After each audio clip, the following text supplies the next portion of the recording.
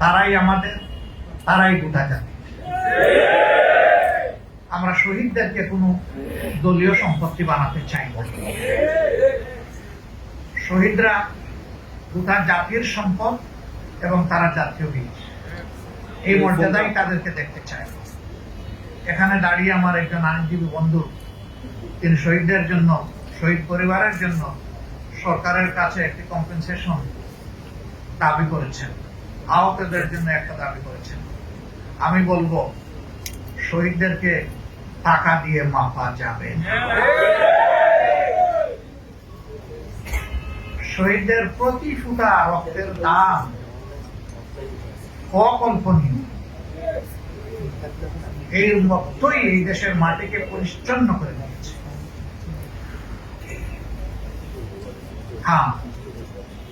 তারপরেও যে পরিবারের একমাত্র সন্তান শহীদ হয়ে গেল, সেই পরিবারের প্রতি সরকার এবং সমাজকে মানবিক দায়িত্ব পালন করতে হবে। এটা তাদের প্রতি কোনো দয়া নয়, সহানুভূতি নয়, এটি আমাদের জাতীয় দায়িত্ব এবং এটা হতে হবে সম্মানজনক। সম্মানের সাথে এই পরিবার যাতে বসবাস করতে পারে, এরকম করেই তাদেরকে অবশ্যই সহযোগিতা করতে হবে। আমার কাছে উত্তম মনে হয় ওই রকম অনুগ্রহ আর দয়ার ভাব না দেখে প্রত্যেকটি পরিবার থেকে যারা কর্মক্ষম হয়েছেন তাদের যোগ্যতা মাফিক তাদেরকে সরকারি চাকরি হাতে তুলে দিতে হবে।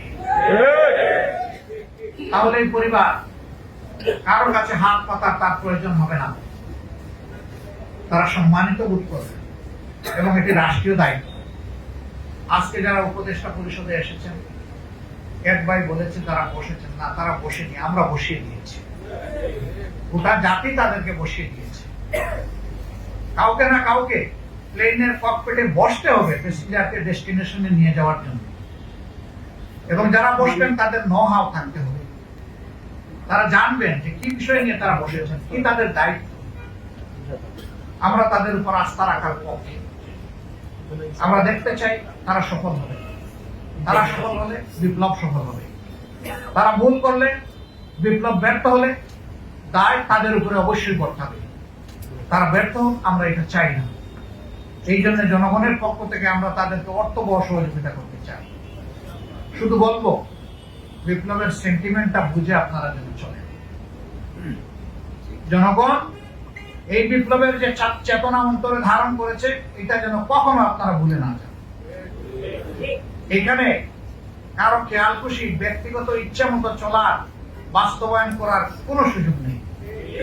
ইতিমধ্যে বিভিন্ন জায়গায় পুনর্বিন্যাস করা হয়েছে, কিছু সংস্কার আনা হয়েছে এবং ব্যাপক অসন্তোষ কোনো কোনো ক্ষেত্রে দেখা দিয়েছে।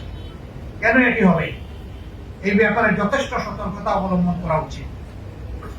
যারা সরাসরি জুলুমের সাথে জড়িত ছিল এবং স্বৈরাচারের দূষণ হিসাবে যারা পাশে থেকে সহযোগিতা করেছে, তাদের কোনো নৈতিক অধিকার নেই রাষ্ট্রীয় কোনো গুরুত্বপূর্ণ জায়গায় থেকে এই জাতিকে সেবা করে।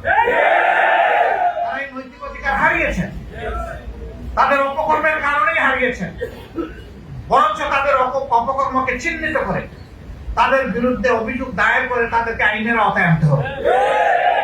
যদি এরকমটি করা হয়, আগামীতে কোনো সরকার স্বৈরাচারী হতে পারবে না, আর স্বৈরাচারের দূষর হওয়ার দুঃসাহস কেউ দেখাবে না।